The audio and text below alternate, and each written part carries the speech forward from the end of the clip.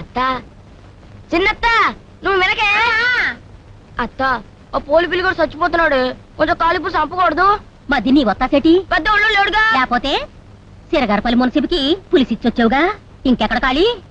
ఇదిగో ఈ మొక్కేసిన పులుసు ఆ పోలి పిల్లిగాడికి ఇచ్చిరా, లేకపోతే ఆడొచ్చి అడిపోగలడు. అలాగే.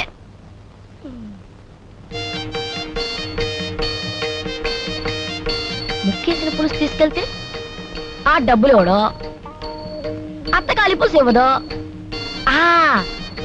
ముక్క నేను తినేసి కాలిపులుసు అడిగిస్తా. చిత్రాంగి చిత్రాంగి ఎవరో?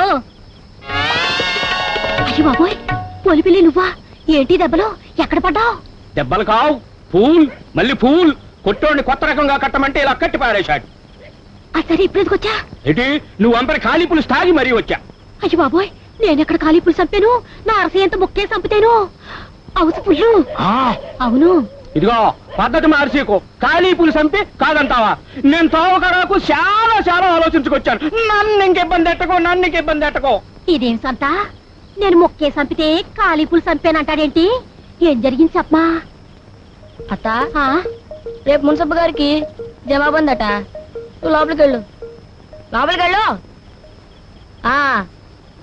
ఎరా పొలిపిల్లి, రే నువ్వు రా అన్నందుకు నా బాధ లేదు కానీ నువ్వు ఖాళీ పులుసు ఇచ్చినావా లేదా? ఇచ్చాను. మరి అదేట్రా లేదంటది? లేదు. అదేట్రా? అది అత్త బుక్ ఇచ్చింది, కాలి పులుసు నీకు ఇచ్చాను, మధ్యలో మొక్క నేను తినేశాను. అమ్మ నా కొడుకు, నన్ను ఇబ్బంది పెట్టేసినావురా. వెళ్ళిపో. నేను వెళ్ళను. వెళ్ళిపో. నేను వెళ్ళను. నాకు ఇక్కడ అన్యాయం జరిగిపోయింది అంతే. వెళ్ళమంటుంటే నేను వెళ్ళను.